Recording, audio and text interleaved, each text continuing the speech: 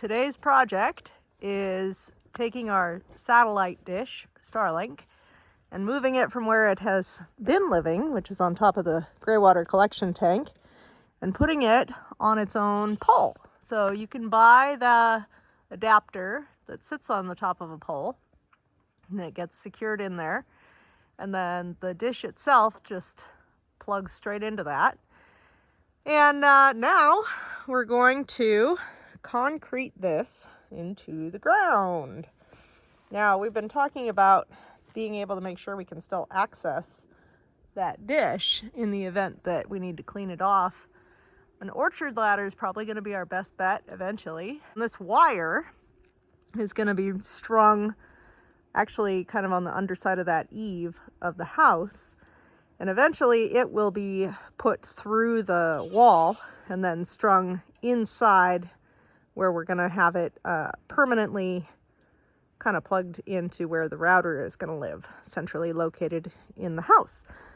Up to this point, the router has been living in our bedroom, and it's been perfectly serviceable. We've actually been pretty happy with how Starlink has worked out for us. I work from home.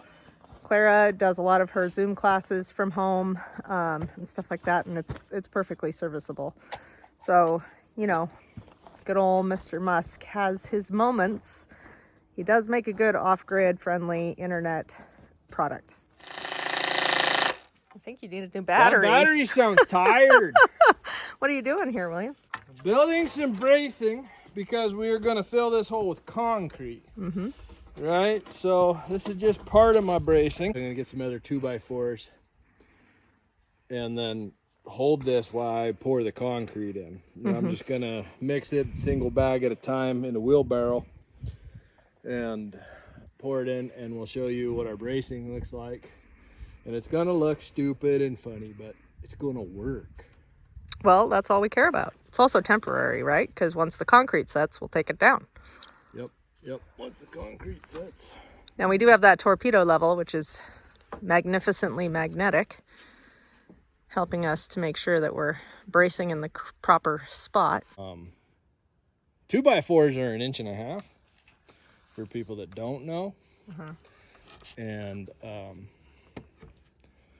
I chose 1.5 inch galvanized pipe, which means the hole inside the pipe is 1.5 inches. Where if I had chosen like 1.5 inch tubing, then the outside diameter would be 1.5 inches, and we wouldn't have what I'm going to show you here in just a little second.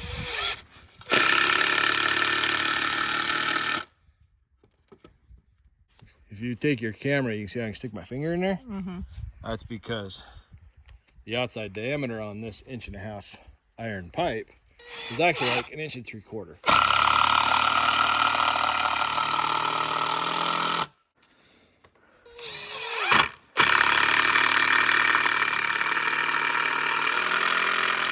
All right. Okay, I'm gonna take that screw out. Taking it out because I'm probably gonna need it because I don't have a whole lot of screws handy. Well, remember there's those over on the pier. I grabbed a bunch of them off the pier. Oh, you did? Okay. Yeah, there wasn't very many. So. All right. You can tell we prepared in depth for this endeavor. Oh, yeah. That's all right. Yeah. We'll make it work. Okay, let's check our level before we get too far down the road here. Hold on. We're good. We're plumb that way. We're still pretty plumb that way. Are you happy with that? Yeah, I think I'm happy with that. Okay. All right. What's next? I need the bracing to go this way, so then we're braced all 4 ways in case when putting the concrete in. So I went 3 feet on the hole. Schedule 40 pipe. Like I said, this is water pipe, iron, galvanized. They come in 21-foot sticks. I wanted it as tall as possible, but in the ground really far too.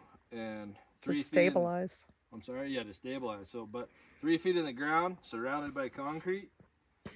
That's a 12-inch hole. So there's plenty of surface around that pipe.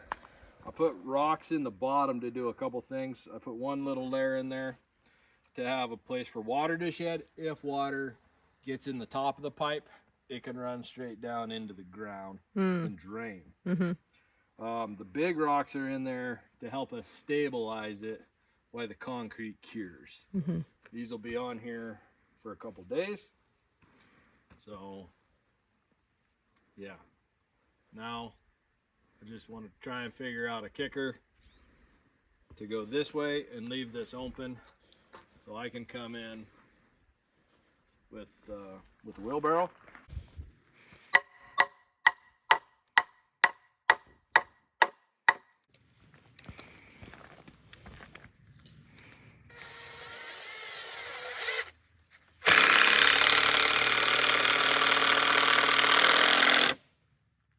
You want me to let go? Probably. What do you think? I mean, depending on how picky an individual wanted to get, could pound it in the ground a little bit more this way. And what I mean by pound it in the ground is pound my bracing over.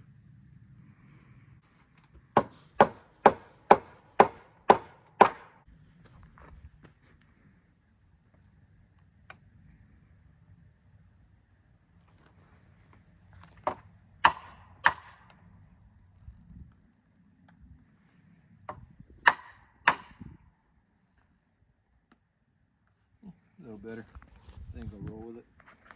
Here's the view from inside the house. You can kind of see that topper piece a little bit better. It's nothing fancy. It just attaches with some set screws and then sticks up far enough for the pipe piece that comes out of the back of the dish to slide over it. And it does lock into place. This concrete stash is left over from some recent construction we did. And before William returns the extra, we are going to maximize our use of it.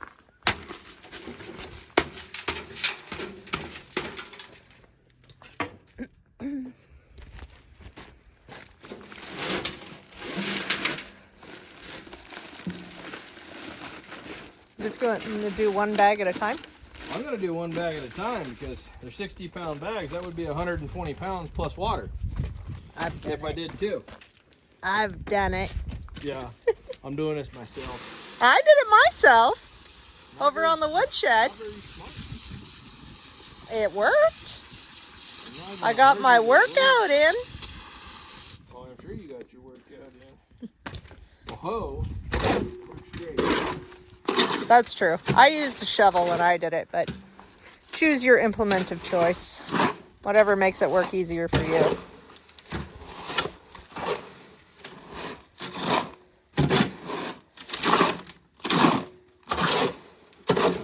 Oh, I rinsed out the wheelbarrow before I started. Got all the crap out of it. Water is your friend when making concrete. This particular wheelbarrow has a drainage system built in, which is a nice way of saying it has holes in it.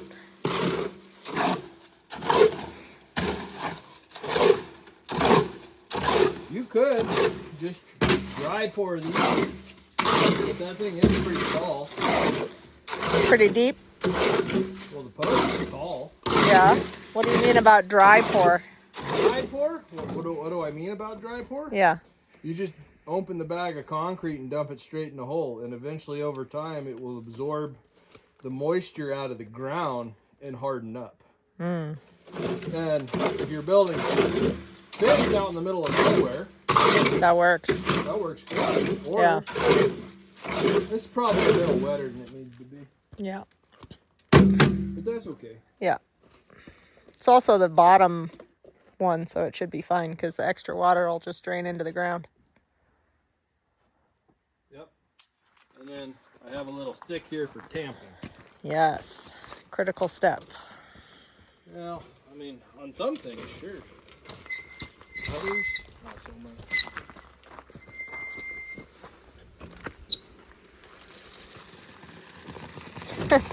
She is wet. Yeah. Wasn't that wet when we did all the other projects. So my estimate is you're going to need, I'm going to go with 8 bags. That's my guess. What's your guess? At least 3. Well, that was one. We're pretty far apart. It's a good idea to make sure that you're rechecking for level as you go, because when that concrete gets put into the hole, it definitely shifts things around here and there. So far, we're looking pretty good. If you guys are using, you could do this with concrete too, but if you're using like pea gravel is a real good thing. If you're setting posts in it, use a piece of pipe though, because it makes a little hole. But make sure you get in there and move this around so the concrete gets into the voids. Now there are some big rocks in there, so that's what we're hitting there. But it will, like with pea gravel, actually move your post one way or the other. Yeah. Works well. This is fairly soupy, so it will take a good chunk of time to set Bag number 3.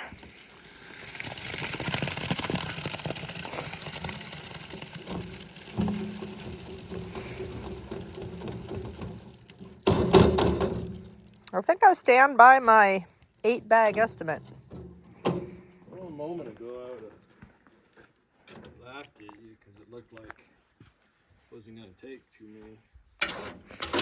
Laughing at me, how dare you? That is more of the consistency. Typically you'd want to see more like a putty than the soupy water, but there's plenty of water in that hole. That'll work just fine. This is really more or less where the tamping actually would come in when you have a thicker mixture. You can see how it's all soft over there and thicker over here. So this is my last bag. I'll tell you guys in a minute, but we're gonna let you keep guessing for just a little bit longer, because I'm pretty sure the last bag's gonna fill that hole. A couple inches on the front, probably 4 inches on the back. What's left? I left this one extra dry because those first couple I put in there were pretty wet, and then it'll help soak that water up out of that hole and help the concrete cure a little faster. Okay, so I apologize why you guys are still guessing how many bags that took. That last one was pretty dry. It was all mounted up, looked like this pile of dirt right here. That was the consistency. So now that I tamped the crap out of it, I pushed it all down and I brought up what they call the cream. And if you want to make that look real nice, this is where you take your trowel and you move it around and make it look pretty. If you want to put the date or the initials in it, wait till that sets up. Give it a few hours, maybe 5 or 6. It just depends on your consistency. And then remember, water is your friend. Clean up your tools. This is my tamper. I need to wash it off. Already washed off the shovel and the hoe. I need to wash the wheelbarrow out. We still have the level on there demonstrating plumb. And he said that it took a total of 6 bags. So I think I win that one personally. Although if we were playing the Price is Right, I guess I did not win. Oh well. Should be great. Not going anywhere. Should be totally secure. At some point in the near future, we will secure the line here back to the house so that our lovely little goatees don't get into trouble with that.